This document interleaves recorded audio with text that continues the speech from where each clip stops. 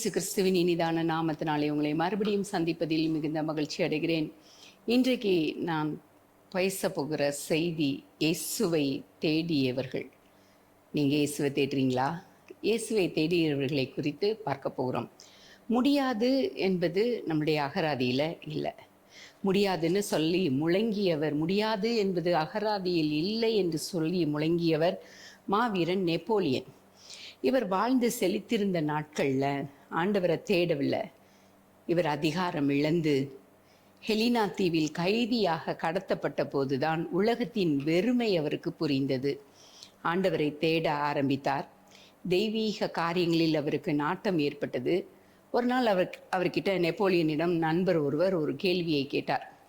வாழ்க்கையில் மிகுந்த சந்தோஷமான நாள் எது அப்படின்னு சொல்லி கேள்வியை கேட்குறாரு. நீங்கள் அரசராக முடிசூட்டப்பட்ட நாளா, வேறு ராஜ்யத்தை வெற்றி கண்ட நாளா அப்படின்னு சொல்லி நண்பர் கேள்விகளை கேட்கிறாரு. இப்போ நாடுகளை வென்று கொண்டு நான் இல்லை, ஆனால் ஆண்டவரை தேடி ஆண்டவரோடு கூட ஐக்கியப்பட நான் முதலாவது திருவிருந்து எடுத்த நாள் தான் மிகுந்த மகிழ்ச்சியான நாள்னு மாவீரன் நெப்போலியன் கூறியிருக்கிறார். அந்த திருவிருந்து என்பது ஆண்டவரோட அவருடைய சரீரத்தை அப்படியே புசிக்கிறது, ரத்தத்தை பானம் பண்ணுறது, என்னை நினைவு கூறும்படி இதை செய்யுங்கள்னு சொல்லி ஆண்டவர் கொடுக்கிறது. இது எத்தனை பேர் அந்த பயபக்தியோட ஆலயத்தில் போய் எடுக்கிறீங்க தெரியாது. ஆனால் அந்த மாவீரன் நெப்போலியன் சொன்னது, நான் நிறைய தேசத்தை அவர் வென்றிருக்கிறாரு, அதெல்லாம் இல்லை, என்னுடைய மகிழ்ச்சி பார்த்தீங்கன்னா அந்த நாள் தான் எனக்கு மகிழ்ச்சியான நாள். ஆண்டவரோடு ஐக்கியம் கொண்டு நான் அந்த திருவிருந்தை எடுத்த நாள் தான் எனக்கு என் வாழ்க்கையில் மகிழ்ச்சியான நாள் என்று சொல்லியிருக்கிறார். அப்போது கர்த்தரை தேடின நாள் தான் மகிழ்ச்சியான நாளாக நெப்போலியனுக்கு காணப்பட்டது. இன்றைக்கு ஒவ்வொருத்தரும் சொல்லலாம், நான் ரட்சிக்கப்பட்ட அன்னைக்கு ஆண்டவர் எனக்கு தரிசனமானால் அந்த நாள் எனக்கு மறக்க முடியாது, ஆண்டவர் என்னோடு பேசின நாள் அந்த நாள் எனக்கு மறக்க முடியாது அப்படின்னு சொல்லலாம். ஏனென்றால் கர்த்தர் தம்மை தேடுகிறவர்களை ஆசீர்வதிக்கிறவராக இருக்கிறார். கர்த்தரை தேடின சில நபர்களை குறித்து நம்ம பார்க்க போகிறோம். கர்த்தரை தேடின ஆசா இல்லை, 2 நாளாகமம் 14வது அதிகாரத்தில் 11வது வசனத்திலிருந்து இந்த ஆசா தன் தேவனாகிய கர்த்தரை நோக்கி கூப்பிட்டு, கர்த்தாவே, பலமுள்ளவனுக்காகிலும் பலனற்றவனுக்காகிலும் உதவி செய்கிறது உமக்கு லேசான காரியம். எங்கள் தேவனாகிய கர்த்தாவே, எங்களுக்கு துணை நில்லும், உம்மை சார்ந்து உம்முடைய நாமத்தில் ஏராளமான இந்த கூட்டத்திற்கு எதிராக வந்தோம். கர்த்தாவே, நீர் எங்கள் தேவன், மனுஷன் உம்மை மேற்கொள்ள விடாதேயும் அப்படின்னு சொல்கிற இந்த காரியங்கள். ஆசா பார்த்தீங்கன்னா யூதாவில் 6வது ராஜா, சவுல் 2வது, தாவீது, சாலமோன் பிறகு ரெஹேபியாம் வராரு இல்லை. சவுலுக்கு பிறகு தாவீதுக்கு பிறகு சாலமோனுடைய மகன் ரெஹேபியாம். இப்போ அபியா ஆசா ராஜ்யபாரத்தை ஆரம்பித்தது கர்த்தர் மேல் அன்பு வைத்து ஆண்டவரை தேட ஆரம்பிக்கிற காரியம். ஆண்டவரை தேடணும்னா முதல்ல ஆண்டவரை நேசிக்கணுங்க, ஆண்டவர் மீது அன்பு செய்யணும். அப்போ தான் நீங்கள் என்ன பண்ண முடியும்? ஆண்டவரை தேட முடியும். இதனால 10 வருடங்கள் அந்த தேசத்தில் ஒரு சமாதானம் இருந்தது இல்லை. தேசத்தில் சண்டை குழப்பங்கள் இருந்த காலங்கள் போய் ஒரு சமாதானம் இருந்தது. எதிரிகள் இல்லாமல் இளைப்பாறின அந்த நாட்கள். ஆசா அரசாண்டது கிட்டத்தட்ட ஒரு 41 வருடங்கள். முதலாவது ஆசாவுடைய வெற்றிக்கு காரணம் அவர் ஆண்டவரை தேடினது தான் அவருடைய வெற்றிக்கு காரணம். அமெரிக்காவில் 2001ஆம் ஆண்டு செப்டம்பர் 11 அவருடைய பெருமை வாய்ந்த அந்த ஐரோப்பிய வர்த்தகம் எதிரிகளால் என்ன பண்ணப்பட்டது? சதியால் நொறுங்கியது. எல்லாருக்கும் தெரியும். உலகமே அன்னைக்கு பார்த்து டிவி நியூஸை பார்த்து அதிர்ச்சி அடைந்த அந்த காரியம் இல்லை. மும்பை தாஜ் ஹோட்டல் அதே மாதிரி 2008ஆம் ஆண்டு நவம்பர் மாதம் 26 குண்டு வைத்து தகர்க்கப்பட்டது தீவிரவாதிகளால். பாபர் மசூதி இடிக்கப்பட்ட டிசம்பர் மாதம் 6 நான் உங்களுக்காக யுத்தம் செய்வேன் என்று சொல்கிற ஆண்டவர்ல நிறைய தீவிரவாதிகளால் ஆங்காங்கே வெடிகுண்டுகள் வைத்து தகர்த்து ஃப்ளைட்டை கொண்டு மோதி கூட பாம்பேயில் ஒரு ஹாஸ்டலில் ஃப்ளைட்டை கொண்டு மோதி மாணவர்கள் நிறைய மரணம் அடைந்தார்கள். இப்படிப்பட்ட சதிகள் நம்ம தேசத்துல நடந்துகிட்டே தான் இருக்கு. உலகம் முழுவதும் நடந்து கொண்டு இருக்கு. நெருக்கமான இப்படி ஒரு பிரச்சனையான நேரங்கள்ல நம்ம என்ன செய்யணும் அப்படின்னு பார்த்தீங்கன்னா, அதான் ஆசா சொல்றார், பிதாக்களின் தேவனாகிய கர்த்தரை தங்கள் முழு இருதயத்தோடும் முழு ஆத்மாவோடும் தேடுவோம் வாங்கன்னு சொல்றாரு. பிரச்சனை இருக்கு தேசத்துல, இதுக்கு என்ன செய்யணும்னா எல்லாரும் சேர்ந்து ஜெபிப்போம் என்று சொல்லுகிற இந்த காரியங்கள். நீங்கள் கர்த்தரோடு இருந்தால் அவர் உங்களோடு இருப்பார், நீங்கள் அவரை தேடினால் உங்களுக்கு வெளிப்படுவார், அவரை விட்டீர்களேயாயில் அவர் உங்களை என்ன பண்ணுவார், விட்டு விடுவார் அப்படின்னு சொல்லுகிற காரியங்கள். இந்த ஒன்று நாளாகமம் 28வது அதிகாரம் 9ல தாவீது வந்து வயதான காலத்துல தன்னுடைய ராஜ்யபாரத்தை சாலமோனுக்கு ஒப்பு கொடுத்த போதும் சாலமோனை பார்த்து சொல்றாரு, என் குமாரனாகிய சாலமோனே, உன் பிதாவின் தேவனை அறிந்து அவரை உத்தம இருதயத்தோடும் உற்சாக மனதோடும் சேவி. கர்த்தர் எல்லா இருதயங்களையும் ஆராய்ந்து நினைவுகளின் தோற்றங்களை எல்லாம் அறிகிறார். நீ அவரை தேடினால் அவர் உனக்கு தென்படுவார், நீ அவரை விட்டுவிட்டால் அவர் உன்னை என்றென்றைக்கும் கைவிடுவார்னு சொல்லி தாவீது சாலமோனுக்கு அறிவுரையாக கூறினதும் இந்த வசனங்கள். சகல கிரியைகளையும் நீ முடித்து திரும்புமனும் அவர் உன்னை விட்டு விலகுவதும் இல்லை, உன்னை கைவிடுவதும் இல்லை என்று யோசுவாவோடு பேசின அதே ஆண்டவர் இங்க 1 நாளாகமம் 28:26 தாவீது வந்து சாலமோனுக்கு சொல்கிறார். ஆண்டவர் ஒரு சொருபத்துக்குள்ள இல்லைங்க. நிறைய பேர் நினைக்கலாம், இந்த ஜீசஸ் படத்தை வச்சுட்டு அது முன்னாடி நின்றுட்டு ஆண்டவரை வழிபட்டுட்டு இருக்கீங்களா? ஆண்டவர் ஒரு சொரூபத்திற்குள்ளே இல்லை, அவர் ஆவியா இருக்கிறார், அவர் உண்மை உள்ளவரார். அவர் எங்கேயும் நம்ம தேட முடியும், எங்கே உட்காந்தாலும் அவரை தேட முடியும், பார்க்க முடியும், அவரோடு பேச முடியும்.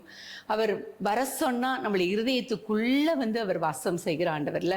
அவர் உங்களுக்குள்ளே, உங்களுடைய இருதயத்திற்குள்ளே வாசம் பண்ணுகிற ஆண்டவர். 2 நாளாகமம் 14:2 அதனால தான் ஆசா சொல்றார், ஆசா தன் தேவனாகிய கர்த்தரின் பார்வைக்கு நன்மையும் செம்மையுமானதை செய்தார். நமது வாழ்வில் நெருக்கடியான நேரத்தில் நம்ம என்ன மாதிரி காரியங்கள் செஞ்சிட்டு இருக்கோம்? நன்மையும் செம்மையுமான காரியங்கள் செய்கிறோமா?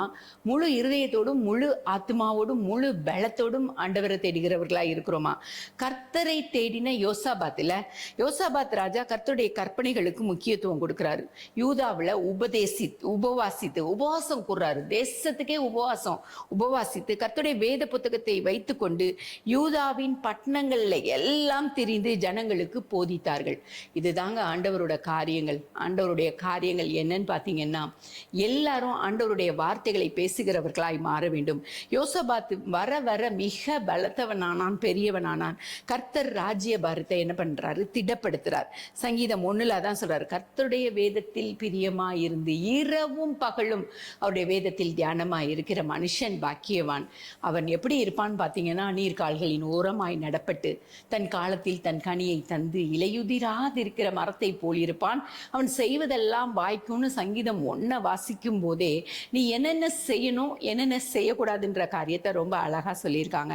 யோவான் 20:15 பார்த்தீங்கன்னா, மகதலேனா மரியாள் அதிகாலை நேரத்தில் எழுந்து அதிக இருட்டோட இயேசுவை தேடி அவருடைய கல்லறைக்கு போறா. அதிகாலை வேளையில தேடினபடினால் இயேசுவை காணும்படியான அந்த பாக்கியத்தை மரியாள் பெறுகிறார். இயேசு உயிர் தெழுந்த உடனே ஃபர்ஸ்ட் காட்சி அளித்தது அந்த மரியாளுக்கு தான்.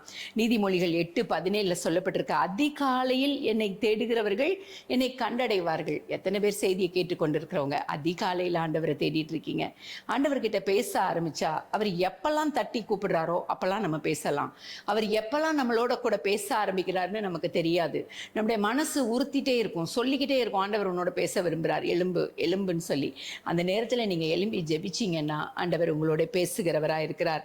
அமெரிக்காவில் வந்து நெருக்கடியான காலம் அது. உள்நாட்டு போர் நடந்து கொண்டிருந்தது. ஜனாதிபதியாக இருந்த ஆப்ரஹாம் லிங்கனை தேடி அதிகாலை 4 மணிக்கு ஒரு தளபதி அவன் வீட்டுக்கு வரான். அறக்கதவை தட்டு முன் யாரோ ஒருவருடன் ஜனாதிபதி பேசி கொண்டிருக்கும் ஒரு சத்தம் கேட்டுதான். வெளியே பொறுமையோடு அவன் காத்துட்டு இருக்கான். பார்த்தீங்கன்னா வெகு நேரம் கழிச்சு கதவை திறந்து அவர் வர்றாரு. புன்முறுவலோடு உற்சாகத்தோடு காணப்பட்டார். அறையில் யாரோடு பேசி கொண்டிருந்தீங்க அப்படின்னு கேட்கும்போது, நான் என் பரம தந்தையோடு நான் பேசி கொண்டிருந்தேன் அப்படின்னு சொல்கிறாரு ஆப்ரஹாம் லிங்கன். அதிகாலையில் அவரிடம் என் நேரத்தை செலவிட்டு இந்த நாளுக்குரிய எல்லா காரியத்தையும் தேவையான பலத்தையும் நான் என்ன பண்ணுவேன், பெற்றுக்கொள்வேன். எத்தனை பேர் அப்படி பலத்தை பெற்றுக்கொள்கிறீங்க? அதிகாலையில் எழும்பி அன்னைக்கு ஃபுல் டே நீங்கள் என்ன செய்யணுன்றதை ஆண்டவருடைய பாதத்தில் உட்காந்து சமர்ப்பித்து ஆண்டவருடைய பலத்தை எத்தனை பேர் பெற்றுக்கொள்கிறீங்க? தாகத்தோடு தேடும்போது அவரை கண்டடைவோம். தாகத்தோடு தேடும்போது தான் அவரை பார்க்க முடியுங்க. அந்த தாகம் வேணும். தண்ணி தாகம் எடுத்தாதான் நமக்கு என்ன தெரியும், ஐயோ தண்ணி தாகம் எடுத்துனா உடனே தண்ணி குடிக்கணும்னு தோணும். அதே போல் ஆண்டவரை தேட தேட அந்த தேர்ஸ்டி இல்லை, அந்த தாகம் நமக்கு உண்டாகும். நாம் அதிகாலையில் கர்த்தரை தேடுகிறோமா, இல்லை சூரியனை காணும் முன் நீதியின் சூரியனாகிய இயேசுவை காண்கின்றோமா அப்படின்னு பார்க்குறோம். அதிகாலை வேளையில் கர்த்தரை தேடும்போது கர்த்தர் நம்மை மாத்திரமல்ல நம் குடும்பத்தையும் அவர் ஆசீர்வதிக்கிறவராக இருக்கிறார். ஜெபத்தின் மூலமாக கர்த்தரை தேடுவோம், வேத வசனத்தின் மூலமாக ஆண்டவரை தேடுவோம், அதிகாலையில் வேளையில் எழும்பி கர்த்தரை தேடுவோம். எஸ்தர் தேவன் தனக்கு கொடுத்த அந்த ராஜ மேன்மையை அவரது அந்த விடுதலை பணிக்காக பயன்படுத்துறார். அரண்மனைக்குள்ளிருந்த எஸ்தரின் தேவனின் திட்டத்தை நோக்கத்தையோ முதல்ல அவள் அறிஞ்சிருக்கவே இல்லை, அவளுக்கு தெரியலை. மொர்தகாய் தான் என்ன பண்ணுறாரு, எஸ்தருக்கு சொல்லி கொடுக்குறாரு. அப்போ நோக்கத்தை முதல்ல அறியாதவளாக இருந்தா. சூசான் நகரமே எப்படி இருந்தது, கலங்கி கொண்டு இருந்தது. ஆனால் எஸ்தருக்கு தெரியவில்லை. எஸ்தரின் வளர்ப்பு தந்தையான அந்த மொர்தகாய் யூத குலத்தின் அழிவை குறிச்சி அறிந்து ரெட்டுடுத்தி என்ன பண்ணாரு, அப்படியே சாம்பல்ல உட்கார்ந்து கிடக்கிறாரு. யூத மக்களின் நிர்பந்தமான நிலையை என்ன பண்றாரு, எஸ்தருக்கு சொல்றாரு. நீ இந்த காலத்துல மௌனமா இருந்தால் ரட்சிப்பு வேறொரு இடத்திலிருந்து வரும் அப்படின்னு சொல்றாரு. நீ மௌனமா எத்தனை கிறிஸ்தவர்கள் எனக்கு என்ன வந்ததுன்னு மௌனமா இருந்துட்டு இருக்கீங்களா? நீங்க மௌனமா இருந்தா இன்னொருத்தரை கொண்டு ரட்சிப்பு கொடுக்க வல்லவராக இருக்கிறார். ஏன்னா ரட்சிப்பு அவருடையது, அவருடைய கருத்துல இருக்குங்க. நீங்க எஸ்தர் மாதிரி அப்படியே மௌனமா அவர் மர்தாக எச்சரிக்கிறாரு. அந்த எஸ்தர் 4:14 பார்க்கும்போது, நீ இந்த காலத்தில் மௌனமா இருந்தால் யூதருக்கு சகாயமும் ரட்சிப்பும் வேறொரு இடத்திலிருந்து வரும்னு சொல்லி, உடனே எழுமுன் இப்படிப்பட்ட காலத்துக்கு உதவியா இருக்கும் படிக்குதானே உனக்கு இந்த ராஜ மேன்மை கிடைச்சிருக்குன்னு சொல்றாரு. இந்த சவால் நிறைந்த வார்த்தைகளை மொர்தகா எஸ்தருக்கு சொல்லி அனுப்புறாரு. இன்றைக்கு நான் உங்களுக்கு சொல்றேன், இந்த சவால் நிறைந்த வார்த்தைகளை நீங்க இன்னைக்கு எழும்பி ஆண்டவருக்காக நிற்க போறீங்களா? ஆண்டவருக்காக ஏதாவது செய்ய போறீங்களா? நிச்சயமா அழிவு ஜனங்களுக்குள்ள வந்து கொண்டே இருக்குது. தேசத்துக்கு தேசம் மோதிக்கொண்டு இருக்குது. எங்க பார்த்தாலும் வெள்ளங்களும் மழை வெள்ளங்களும் நில சரிவுகளும் ஏற்பட்டு கொண்டு இருக்கிறது. எங்க எந்த நேரத்துல இயற்கை அழிவுகள் இருக்குன்னு தெரியல, எந்த நேரத்துல செயற்கை அழிவுகள் இருக்குன்னு தெரியல, எந்த நேரத்துல ஆக்சிடென்ட் நடக்குன்னு தெரியல. இவ்வளோ அழிவுகளுக்கு மத்தியில இன்னும் நீ உட்கார்ந்துட்டு இருக்கியா? மற்ற ஆத்துமாக்களை குறிச்சி கவலைப்படாம நீ ஒரு சொகுசான வாழ்க்கை, இந்த ராஜ மேன்மை, இந்த பதவி, இந்த பொருளாதாரம் எல்லாம் உனக்கு கொடுத்திருக்கிறதே அதுக்கு தான் ஆண்டவர் சொல்றாரு. நீ ஆண்டவரை பத்தி சொல்ல வரணும்னு சொல்றாரு. எஸ்தர் தன்னுடைய பொறுப்பை உணர்ந்தால். இன்றைக்கு எத்தனை பேர் அந்த பொறுப்பை உணர்றவங்களா இருக்கிறீங்க? கேளுங்க. ஒரு வார்த்தை, நான் பேசுற வார்த்தை மூலமா இல்லை, அநேக தரம் உங்ககிட்ட ஆண்டவர் பேசி கொண்டு இருக்கிறார்ன்றது தெரியும் ஆண்டவருக்கு. எத்தனை பேர் மூலமாகவோ பேசிட்டு இருக்கிறாரு. ஆனா அசட்டை பண்ணிட்டு உட்கார்ந்துட்டு இருக்கீங்க. தேவன் தன் முன் வைத்திருக்கும் திட்டமானது தன் தகுதிக்கு மிஞ்சின காரியமாய் இருப்பதை உணர்கிறார் எஸ்தர். ஐயோ இந்த திட்டம் எப்படின்னா, அந்த செங்கோலை போய் அவ போய் நிற்கும் போது முற்றத்துல செங்கோலை நீட்டலைன்னா அவ்வளவுதான். அப்போ அந்த தேவ பலனை பெற்றுக்கொள்ள அவ செயல்படுறா. நான் செத்தாலும் சாகிறேன்னு சொல்றா. என்ன சொல்லி அனுப்புறா? நான் செத்தாலும் சாகிறேன்னு சொல்லி வைராக்கியமா இருந்து தெளிவான திட்டம் தீட்டி மிகவும் கவனமா செயல்பட்டதால் யூதருக்குள்ள மாபெரும் அழிவில் இருந்து காக்கப்பட்ட அந்த ஜனங்கள். இல்ல எவ்வளோ பெரிய ஒரு ரட்சிப்பின் மேன்மை! உண்மையிலே ரொம்ப அழகான ஒரு திட்டத்தை அவ செயல்படுறா. எமிகார் மைக்கேல், சாரால் டக்கல், குளோரிந்தாள், டாக்டர் ஐடாஸ் கடர், இல்ல கடவுளை தேடினவர்கள், அவருக்காக அர்ப்பணி செய்தவர்கள், ஆண்டவருடைய சன்னதியில கூடிய மக்கள். இல்ல இவங்களெல்லாம் பத்தி கேள்விப்பட்டிருக்கீங்களா? கேள்விப்படலைன்னா இந்த மாதிரி ஆட்களை குறித்து படிங்க. படிக்கும்போது நமக்குள்ள ஒரு பெரிய ஒரு உற்சாகம் வரும். நம்மளும் இந்த மாதிரி செயல்படலாம் அப்படின்ற சொல்கிற அந்த உத்வேகம் நமக்குள்ள வரும். யோசுவா 18:1 சொல்லும்போது, இஸ்ரவேல் புத்திரர் சபை எல்லாம் சீலோவிலே கூடி அங்கே ஆசரிப்பு கூடாரத்தை நிறுத்தினார்கள்.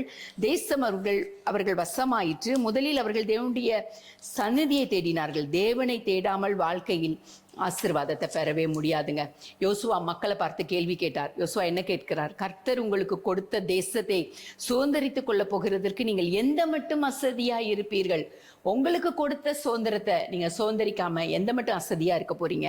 ஆண்டவர் ஆசீர்வாதம் கொடுக்கிறவர். ஆனால் அதை தேடி பிடிக்க மனிதன் எழும்ப வேண்டும். தேடி பார்க்க அனுப்புகிறார். 3 பேரை தேடி தெரிந்தெடுத்து தேசத்தை போய் வேவு பார்த்துட்டு வாங்கன்னு சொல்றாரு. இல்ல நீ போய் பார்த்துட்டு வா. அந்த கானானுக்குள்ள போறதுக்கு முன்னாடி 3 பேரை தேசம் முழுவதும் போய் பார்த்துட்டு வாங்கன்னு சொல்றாரு. இன்னைக்கு உங்களுக்கு எந்த தேசத்தை பார்த்துட்டு வர உங்களை சொல்லிட்டு இருக்கிறார்? உங்க மனசுல எந்த தேசத்துக்காக ஏவி கொண்டு இருக்கிறார்? தெரியாது இல்லை. ஆனால் ஏவுவாருங்க, ஒரு ஸ்டெப் எடுத்து வச்சு பாருங்க. ஒருத்தருக்கும் ஒரு காரியங்களை உணர்த்தி கொண்டே இருக்கிற ஆண்டவர், பேசிக்கொண்டே இருக்கிற ஆண்டவர், செயல்பட்டு கொண்டே இருக்கிற ஆண்டவர், அவருக்காக நிற்கிறவர்களை செயல்பட வைக்கிற ஆண்டவர் இல்லை. தேடிப்பா 3 பேர் தெரிந்தெடுத்து தேசத்தை பார்க்க அனுப்புனாரு. தேசத்தை முழுதும் சென்றாங்க, ஆராய்ந்தாங்க, எழுதி கொண்டு வந்தார்கள் ஆண்டவருடைய ஆசீர்வாதத்தை பெற. சோம்பேறித்தனம் இல்லை, சோம்பேறியாக இருக்கக்கூடாது. தேடணுங்க. உங்களுக்குன்னு எந்த தேசத்தை, உன் கால் மிதிக்கும் தேசத்தை உனக்கு சொந்தமா தருவேன்னு சொல்றாருல, உங்களுக்குன்னு எந்த தேசத்தை கொடுக்கப்படுறார், தேடி கண்டுபிடிக்க வேண்டும், முயற்சி செய்யணும். இயேசுவை தேடியவர்கள் வேதத்தில் இப்படிதான் இருந்தார்கள். சகை மரத்துல ஏறி தேடுறான், இந்த இயேசுவை எப்படியாவது பார்த்தரணும். பர்த்திலிமை குருடன் கூவுறான், சத்தமிட்டு கூவுறான், இயேசுவே எனக்கு இறங்கும்னு சொல்லி, தாவீதின் குமாரனே எனக்கு இறங்கும்னு சொல்லி சுகம் பெற்றான். மகதலேனா மரியாள் கல்லறை வரைக்கும் போறா. தேடும் மனசு இருந்தா கண்டுபிடிக்கலாம். தேடியவர்கள் ஆசீர்வாதத்தை பெற்றாங்க. தேசத்தை ஆராய்ந்து வந்து யோசுவாவிட அறிக்கை கொடுத்தார்கள். பிறகு அந்த தேசம் கோத்திரங்களுக்கு பங்கிடப்பட்டது இல்லை. அழகா அவங்க போய் 3 பேரும் பார்த்துட்டு வந்து சொல்றாங்க, அவங்க திராட்சை கொலையை 2 பேர் தூக்கிட்டு வராங்க. அவ்வளோ செழிப்பான தேசம், அவ்வளோ நல்ல தேசம்னு சொல்லும்போது அது கோத்திரங்களுக்கு 12 கோத்திரங்களுக்கு அவன் பங்கிட்டு கொடுக்கிற காரியம். ஆண்டவரை தேடும் மனிதர்கள் வெறுமையாக திரும்ப மாட்டார்கள். உண்மையிலேங்க வெறுமையா திரும்ப முடியாதுங்க. ஆண்டவரை ஆண்டவரை தேட உங்களுடைய காரியங்கள் அப்படியே வாய்க்க செய்கிற ஆண்டவர். இன்னைக்கு இந்த ஆண்டவரை தேடியவர்களை பத்தி ஒரு பெரிய லிஸ்டே இருக்குல்ல பைபிளில். ராஜாக்கள் தேடினார்கள், தீர்க்கதரிசிகள் தேடினார்கள், அதுக்கப்புறம் வந்த பரிசுத்தவான்கள் தேடினார்கள். இன்னைக்கு நீங்க தேடுறீங்களா? நீங்க தேட ஆரம்பிக்கிறீங்களா? உங்களை பார்க்கிற ஆண்டவர், உங்களோடு பேச விரும்புகிற ஆண்டவர். நன்றி தகப்பனே. அப்படியே ஜெபிக்கலாமா? நன்றி ஆண்டவரே, உமக்கு நன்றி செலுத்துகிறோம் அப்பா. உம்மை தேடுகிறோம் ராஜா. இயேசுவே நாங்கள் உம்மை தேடுகிறோம். தேடியவர்கள் கண்டடைவார்கள். ஆம் ராஜா, கர்த்தரை தேடினால் நீ கண்டடைவாய். ஆம் தகப்பனே. ஆண்டவரே ஒவ்வொருத்தருக்கும் ஒரு காரியங்களை சொல்லி தேட வைக்கிறீரப்பா. தேடும்போது கண்டடையத்தக்க சமயத்தில் தேடுங்கள் சொல்றீங்க. டிலே பண்ணாதீங்க. உங்களை சொல்லிட்டாரா, நீங்க டிலே பண்ணாதபடிக்கு ஆண்டவரே நீங்க சொல்லுகிற டைம்ல நாங்க விரைந்து செயல்பட கிருபை கொடுங்கப்பா.